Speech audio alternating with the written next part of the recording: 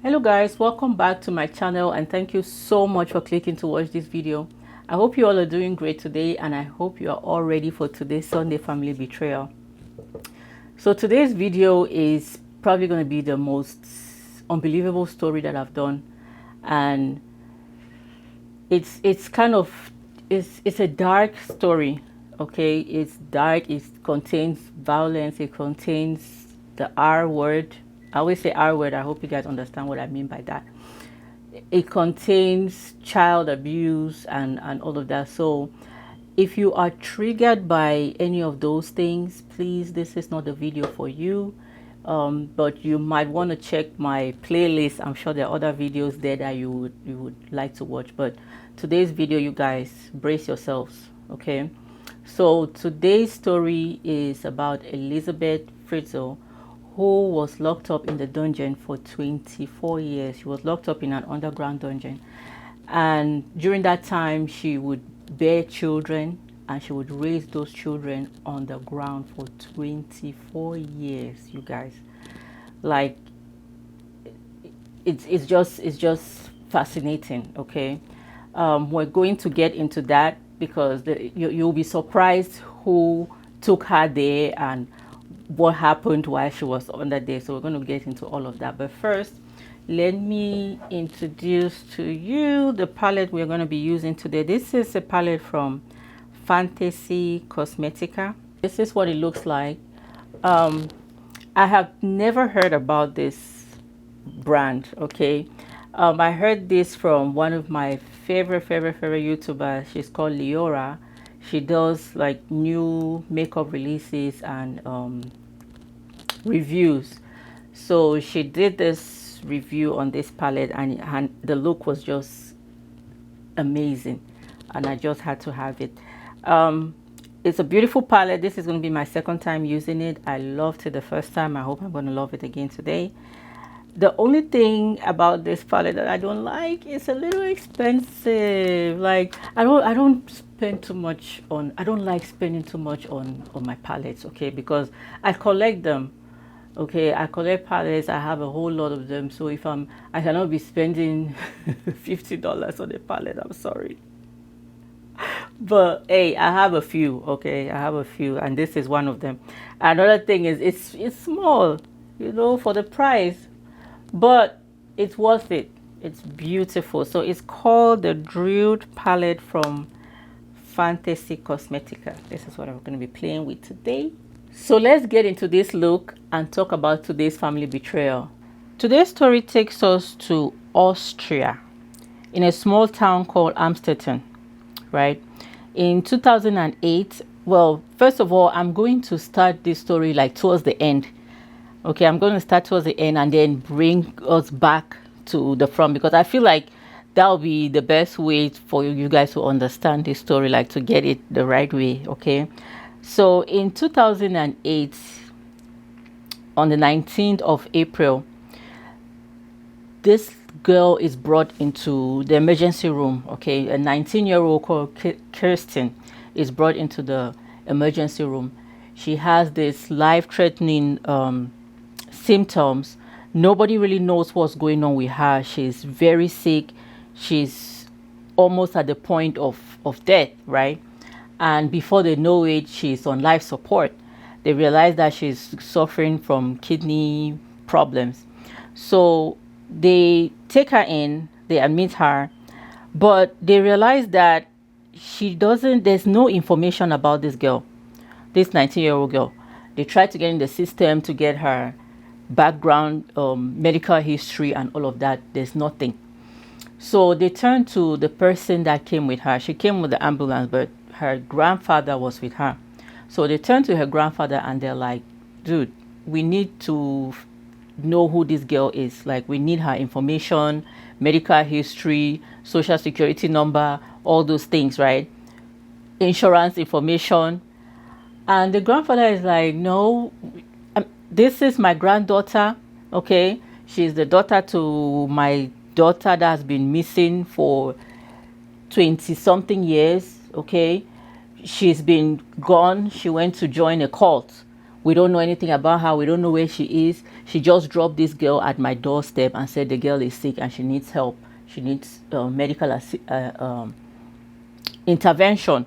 So you guys do what you got to do. Just treat her and let's go home. But the medical people, the hospital, they're like, no, we need to find out who this girl is. By the way, she was looking pale. She was looking like rotten teeth, unkempt. Like she looks like she was from out of this world. So after insisting for a little bit, the man insists also that he's not, just treat this girl and let me go. So the medical personnel, they decide to call the police. The police comes there and same thing, he's not saying anything. Since he had told them that the daughter had gone to join a cult and he hadn't seen her for over 20 years, the medical personnel decided to do a press conference to kind of convince the woman to come and take care of her daughter, right? So they go on TV and they plead they plead for the girl to come so that they can treat the daughter, save her life. So 1 week after Kirsten turns up at the hospital, the mom shows up with the grandfather. And the grandfather is like, yay, I relieved my daughter from the cult. You know, I saved her from the cult and she's here to save her daughter. So if you think that the hospital staff was surprised when they saw this little girl, you should see how they were when they saw her mom. Like, this woman was like something from out of space. She looked pale. She looked as white as a ghost. She looked frail, rotten teeth. Like, everything was just doing this woman. Okay. She was in her 40s, but she looked like she was, I don't know, 80 years old. Okay. So at first they're trying to ask her, okay, what's up with your daughter? Who is this child? Where are you people from? What is going on? And at first she didn't want to answer any questions. She didn't want to say anything. So when they threatened her that they're going to call the police and they're going to arrest her and charge her for child abuse or child neglect, then she starts to calm down a little bit and she says, okay, I'm going to speak only if you guys promise me that I'll never ever see my father again. So they're like, okay, whatever, tell us what's going on. So that's when this woman starts to open up about what has been going on with her for the past 24 years. I hope you guys are ready for this. Joseph Fritzl was born in 1935 and his parents got divorced soon after he was born. His mom had some really, really bad issues, right? And I don't know if it's that she hated him. I don't know, hate is a strong word, but the mom didn't really treat him well, okay? She would bully him, hit on him, leave him in the house by himself. Like, he didn't like his mom that much. Because he didn't really like his mother, he didn't like staying around her. Every time that she was home, he would sneak out and just try to be away from her. So while he was out there, of course, an idle mind, he would try to look for something to do. And that's how he got into doing like peeping Tom. That's what it's called. Peeping Tom. Yeah, so he would go to people's houses, go to the windows and sneak on and be checking out women as they're dressing up or they're in the shower and stuff like that. So he just had that type of life growing up. But he was very, very, very intelligent. Okay. He was very smart and he will grow up to be an engineer. So when Joseph was 21 years old, he met his wife, Rosemary. Rosemary was just 17 years old. So they started dating, they got married, and they would end up having 7 children. They would have 3 sons and four daughters. Joseph would turn out to be a tyrant in his house, okay, and I'm guessing is because of the way he was brought up. He started bullying the children. He was very ruthless, very mean, especially to his wife. Like Rosemary, she couldn't say a word in the house. He was so controlling. The kids, again, just like with him, they didn't like staying around him. The older kids, like they just couldn't wait to turn 18 so that they could leave the house. So while this man was being a tyrant in his house, he was bullying his children, his wife, beating them and everything like that. In the outside, right, they are seeing this family like they are the bestest family, okay? Outside, they're seeing this guy, he's a good man, he's a respectable man in the community. Like I said, he's a engineer, right? So he's very respectable. But he has a dark side. Joseph has a very, very dark side. He's a sexual predator, okay? Remember I told you when he was younger, he would go out and peep through windows and watch women. So as he grew older, he started to act on those urges, okay? And one time he went and molested this woman, a nurse that was home by herself, where she was home with her child. And he crept into her apartment and sexually assaulted this woman. So he was arrested and sentenced to spend 18 months in jail. But he only spent 12 months, and after that he was out, like for good behavior or whatever. But the interesting thing is that the whole time while he was in jail, guess who was there by him being the supportive wife? Yes, Rosemary. So Rosemary supported him the whole time. She was right there visiting him every day, and she would lie to the kids that the dad had gone out for a business trip. Okay. So when he came out of jail now after 12 months, he got back home. He just couldn't help himself. He couldn't stop. He kept attacking women. He kept touching them and groping them and all of that. And he felt like if he continued like this, they'll arrest him again one day, and he did not want to go to jail. He did not want to go back to jail. So that is when Joseph plotted this very, very, I don't know where he came out with this plan. He came up with this plan to build this dungeon under in his basement, okay, where he could imprison somebody there, and he would just be having his way with that person so that he won't be able to go to jail anymore. Elizabeth is Joseph's fourth child, okay? From a very young age, he is obsessed with this girl. He would read her diary. He would not let her go anywhere. He would not let her have friends. He would be like, if he was controlling to her siblings, he would be controlling times 10 to Elizabeth. Like Elizabeth was his all and all. He would even let her have friends around and everything. So Elizabeth was quiet. Okay, she wouldn't talk a lot. She was just reserved. She used to keep to herself and just calm. Elizabeth would say later on that her dad started sneaking into her room when she was just 11 years old. So remember, he has this problem.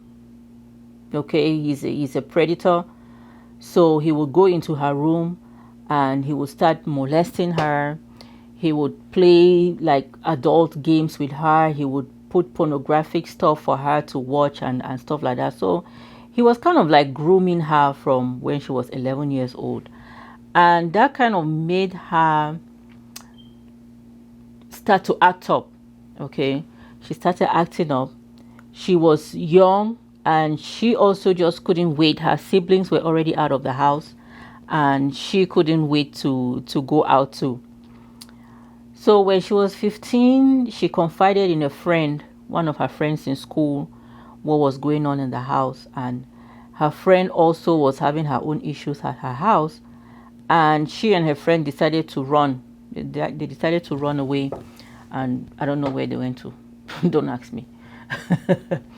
So she and her friend decided to run away, and when the family reported that they were missing, they looked for them. She was a minor. They found them. They brought them back home, right? So Joseph was furious. He was so mad, like, how can you do something like this? And that made him intensify. At that point, he had already started building his dungeon, right? And that kind of made him work even harder to finish this dungeon, because it's like, okay, this girl, she's starting to show me some colors here. Okay, if I waste time, she would run next time and nobody will find her. So he tried to finish this thing really, really fast. So during that time, it was very, very common for people to build like these underground atomic bomb sheds under their underground, right, in their buildings. And actually they would even encourage people to do that. They would give grants for people that wanted to do that, because they knew that, okay, if anything happened, you'll be able to save people's lives by putting them underground there. So this man went out and applied for a permit, right, to do that underground construction. And like I said, they even gave him grants to do it. They didn't know that he had a different agenda. So he will build this dungeon, and he will put a secret room right in the back. Okay. Now this thing, I had only seen this in movies. I didn't even know that these things existed in real life, where you would have like a cupboard or something, and you press a button and that cupboard will open, and then there's another room in the back, so that if they didn't tell you that there was a room in the back there, you would not know. That's the type of hidden room that he had. He had some prison kind of doors, steel doors. He had passcodes to go in there. He had one that would only open, like the main door to get to the dungeon itself. It could only open from the outside, and you had to use a code. And he is the only one that had that code. So this guy was busy building this thing, and when he was ready in 1984, when that dungeon got ready, he lured Elizabeth to the basement. He asked her to carry a door to help him in the basement while pretend that he's still building his thing there. And she carries that door downstairs, and this guy closes her mouth with a towel where he's put like chloroform or some poisonous thing, and he closes her mouth and she passes out.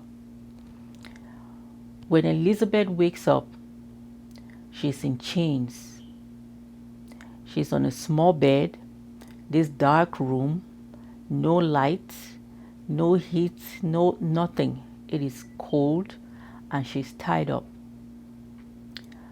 And I want to believe that, I don't know what she was thinking at the time, but in my mind, I'll be like, okay, did I just get kidnapped? Like, what's going on? I'm sure Elizabeth did not think for 1 second that is where she will be spending the next 24 years of her life, in that dungeon. So the next day, the dad goes to the police station and reports that his daughter is missing. He's acting the good dad that has just lost the daughter, right? He's crying there, and it's like, find my daughter. Oh, my Elizabeth, she is my everything. She's my best daughter, and all of that, right? So the police come, and while they're investigating, they say, okay, this girl, she ran away before. Okay, I'm sure she couldn't wait to turn 18 so that she could run again, because the last time we brought her home, it was because she was a minor. So now she's older, I'm sure she can do what she wants. She can go where she wants. So she's an adult. There's nothing we can do about it. So they closed the case. But Elizabeth's mom, she would not let the father rest. She keeps insisting, like, you need to find my daughter. What happened to my daughter? My daughter, or my daughter, or my daughter down. So this man comes up with another bright idea. Okay, I told you he is very smart and he has an answer for everything. So he comes up with another bright idea. He goes down to Elizabeth, tells her to write a letter and telling them that she has joined a cult. She doesn't want to be found. She's tired of staying in the house. She doesn't want to stay with them anymore. She's going to be with her cultist people and she don't care about them and all of that. So she writes this in her writing, and this guy travels miles away. Okay, miles and miles away, only to post that letter. Because of course it's going to show where it's coming from, right? The city or the town where the letter is coming from. So he posts this letter and it gets to them, and that's when the mother is like, okay, well, at least we know that she's fine. So for the next 24 years, this man will torment his daughter. He will go down to the basement and he will molest her 2 or 3 times a day. I mean, that's what he wanted, right? He wanted this free person. This person that he could do as he wants. He could do as he likes, no matter how many times he likes. Your own daughter. So at first she was tied, like he tied her neck and her hands, very short leash, right? But later on, maybe about a month or so, he decided to release the leash because he figured that the leash was preventing him from turning this girl whichever way that he wanted. Okay, it was preventing him from doing the things that he wanted to do to her. If he wanted to turn her like this or do monkey, snake shadow, whatever style he wanted to do, the chains was preventing him. So he decided to take it out. But he will continue to molest her, continue every day, you know. So why is this man spending hours and hours and hours in the basement? Doing what? The wife is not asking any questions. The other kids are not asking any questions. Nobody is asking any questions because he wants them that nobody should come down to the basement. Like, that's my space. That's my man cave. That's my office. I don't want anybody down there. Nobody should step down. So he's there for hours doing his atrocities and nobody knows anything. So after years and years and years of abuse, Elizabeth eventually, it was bound to happen, she gets pregnant. And the first time she gets pregnant, she tells this guy, like, please, I need to go to the hospital, you know, I'm pregnant, I need to do my prenatals and everything. He's like, hell to the no. Okay, you're not going to any hospital. You will stay here and you will have that child here. Unfortunately, that first pregnancy, she has a miscarriage. But 2 years later, she would get pregnant again. And this time, she carries the baby full term. Again, she wouldn't go to the hospital, or he wouldn't take her to the hospital. Instead, what he did is that he went and bought books, right? He went and bought books for her to read so that she can be able to take care of herself while she's pregnant. And when she was about to have the baby, he gave her a blanket, he gave her a pair of scissors, and he was like, help yourself. He didn't even help her to give birth.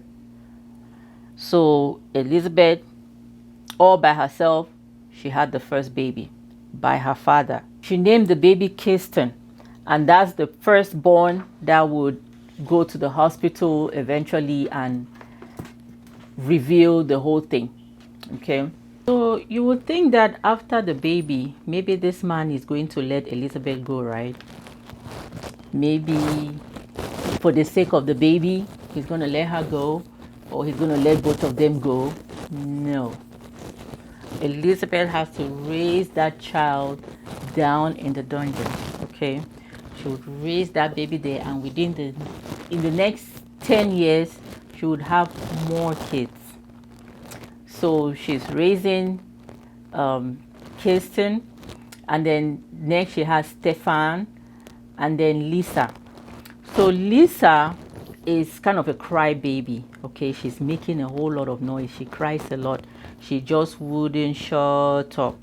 So this man is thinking, okay, this child, she'll get somebody in trouble here. Or she'll not let people drink water and put cover down. She'll get me in trouble here.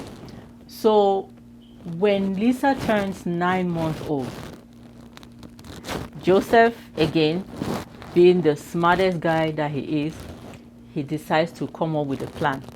He takes Lisa, wraps her in a blanket, tells his daughter to write a note, Elizabeth to write a note saying that this is my daughter, I can't take care of her, please help me take care of my daughter, and blah blah blah blah blah.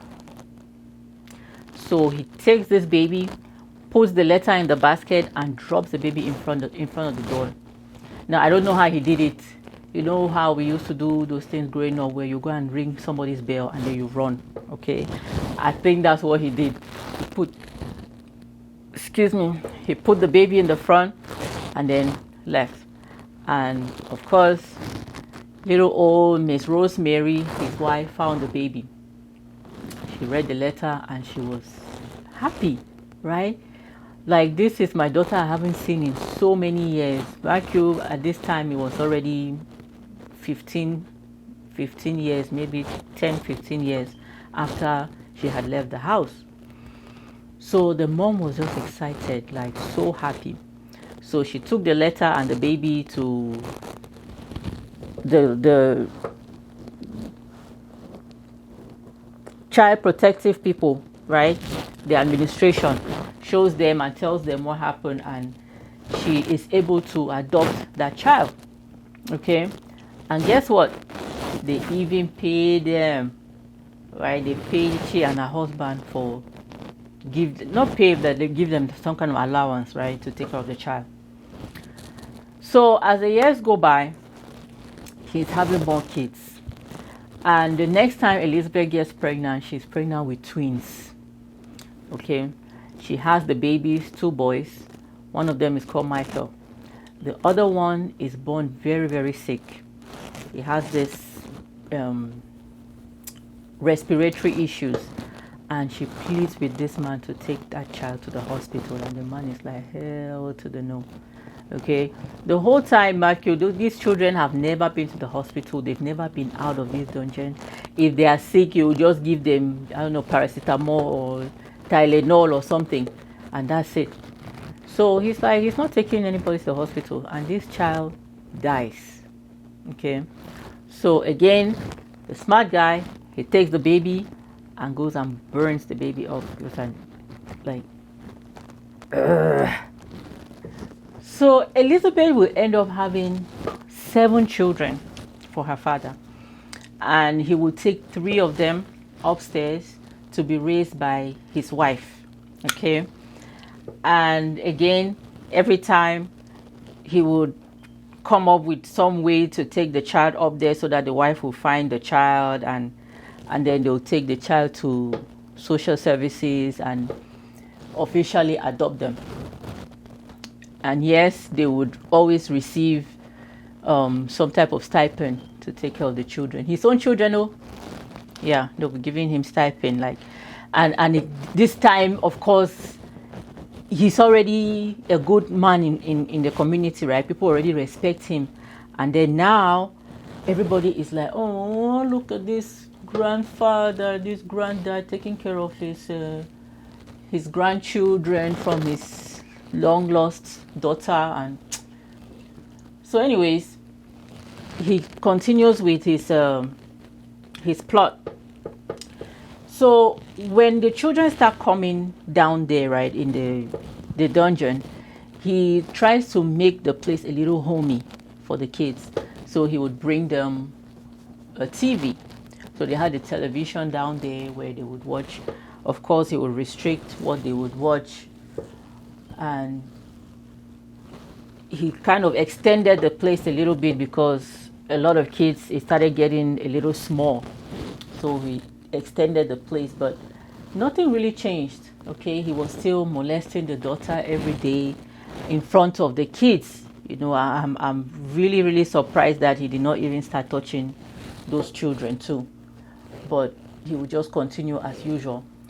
But Elizabeth was a strong woman. Like, she was like mother of the year. Okay, these kids were her everything, because even though they were down there in the dungeon, it felt like there was no future. It felt like nothing was going to happen to them. But I'm pretty sure that deep down in her, she knew that one day she was going to get out of that place.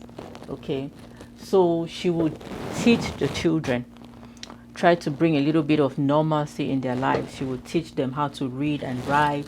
She would tell them stories about maybe her childhood, tell them stories about wind, the sun, rain, nature, just stuff for them, so that at least if it ever happened that they go out one day, they'll be able to cope. So Joseph was really enjoying this double life that he was living. Okay, he has one family upstairs, and one of the most cruel things that he did was he would take pictures of the kids from upstairs, right? The upstairs family. He would take pictures of those kids and come and show their siblings downstairs, like, hey, look at your sibling, look at this one. One of them was called Felix.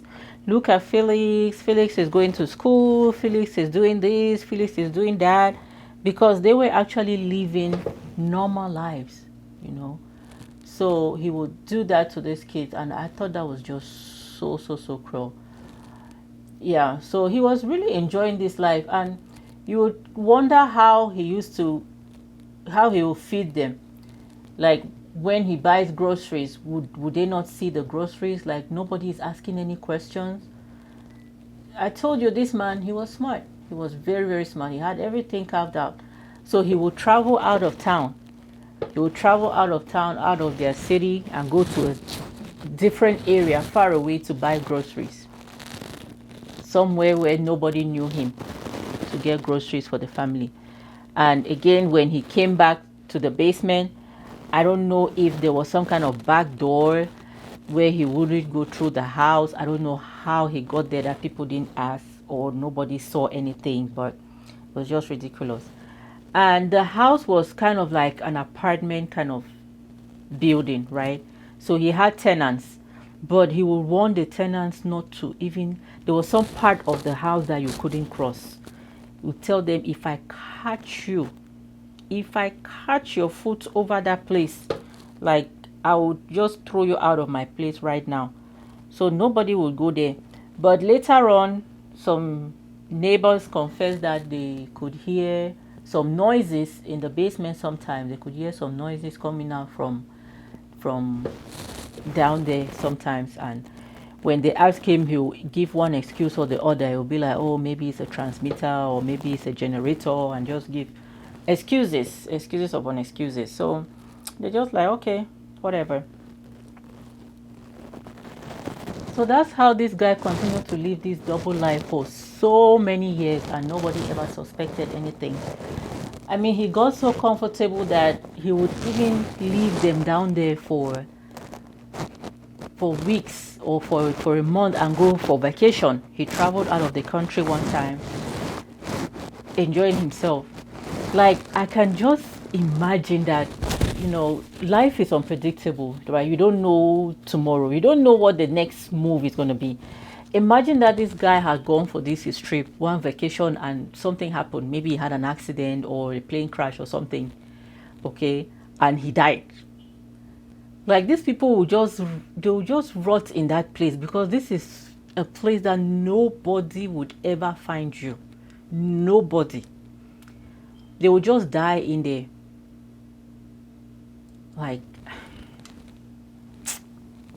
So Joseph continued with this life until it's believed that at some point he actually wanted to leave her, like free her, right? But I'm thinking that his plan was that he would make her so scared that even if he released her, she would stick to the plan. Like she would stick to the story of her being in a cult, right? Because she'll be so scared to say the truth of what has really happened, or where she has been all this while. So at some point he was really thinking of releasing them, and he had this plan again where he would have her come back, okay, and then she would just stick to the plan. Okay, maybe I'm tired of staying at the court, or the court released me, or whatever. But unfortunately for him, while he was planning that, that's when Kirsten got sick. And Kirsten got so sick that he couldn't keep her. And a lot of people believe that because he's never taken those kids to the hospital before. Never. So a lot of people believe that he probably thought, okay, if anything happens to this girl, this is she was 19 years old at the time. This is a 19-year-old woman, okay? If anything happens to her, what am I going to do with this body? It's not a baby like the other baby that died and he went and burnt, right? This is a big woman. So Elizabeth pleaded with him, begged him and begged him and begged him, and he finally yielded and decided to take this child to the hospital. So that's where we started this story, right? So you now see how everything comes together.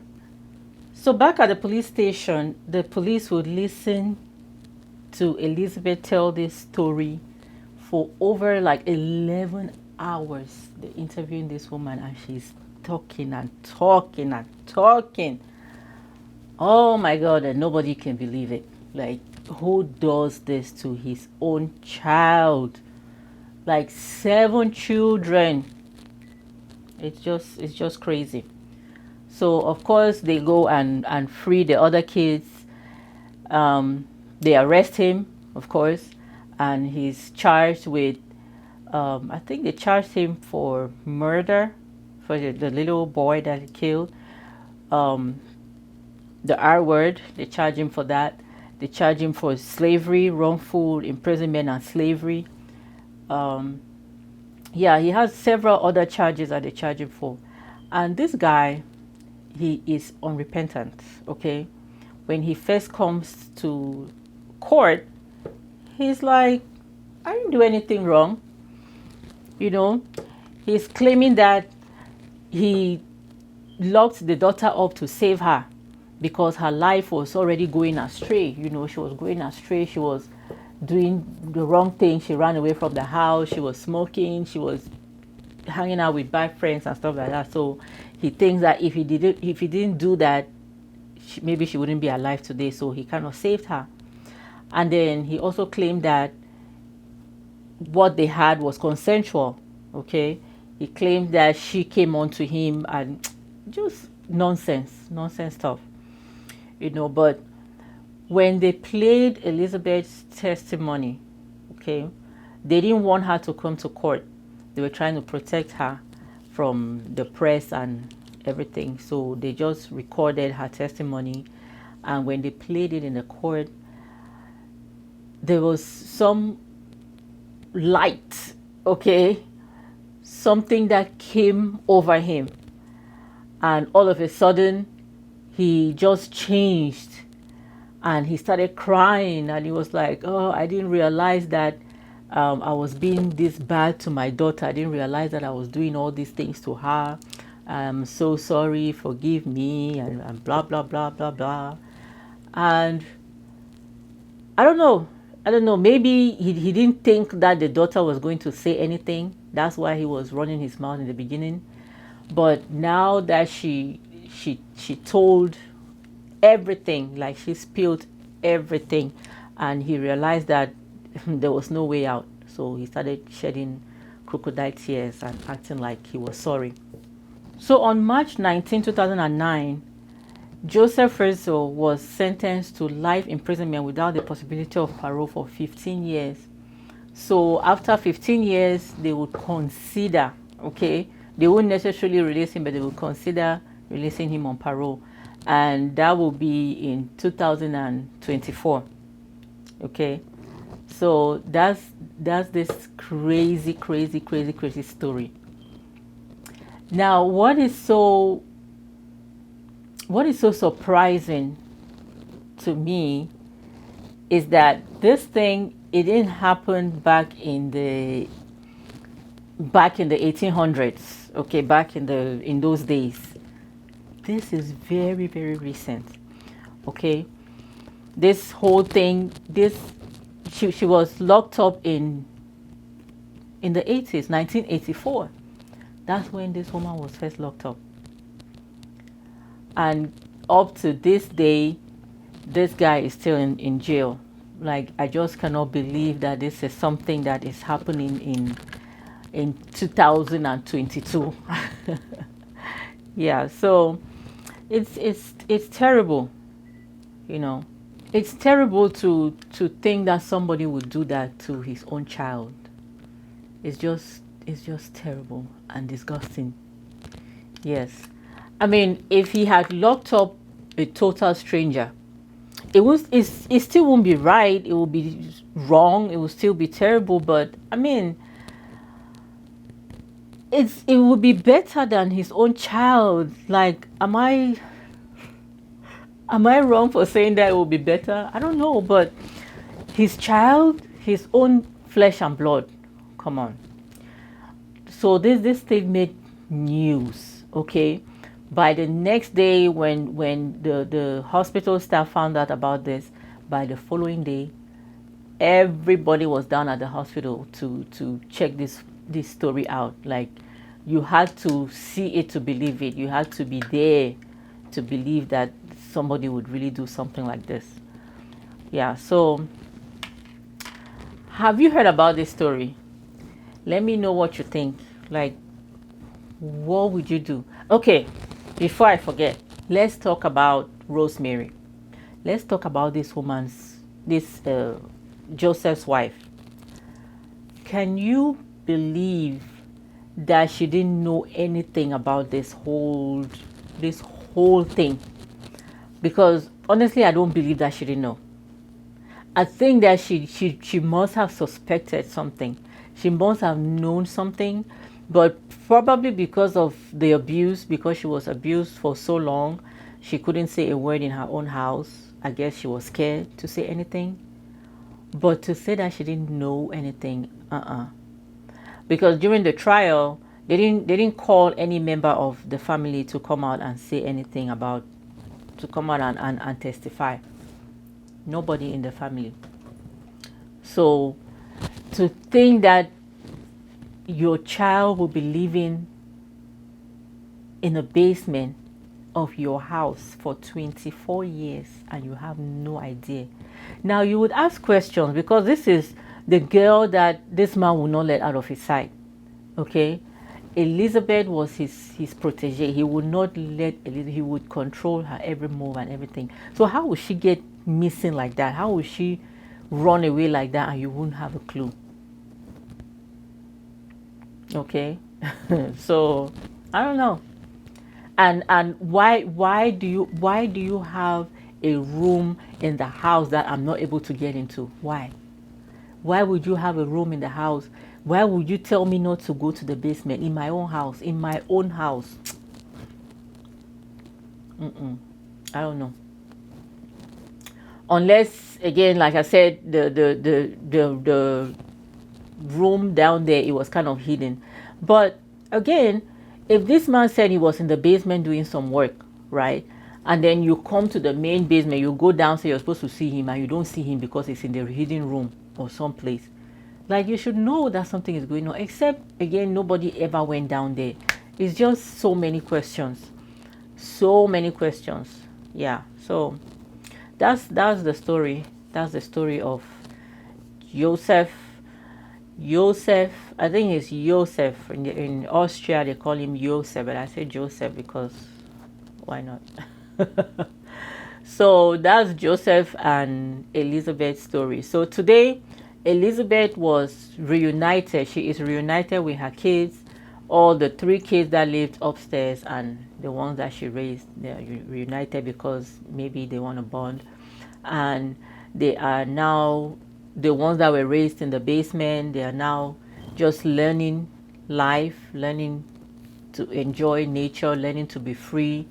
And the government kind of put them in a sheltered place, like they're in an unknown place, because they don't want the press around them. They don't want people bothering them. And she has never accepted to take an interview or anything. So whatever people know about this story is what she said during the interrogation, the recording and everything. So yeah, it's just so sad.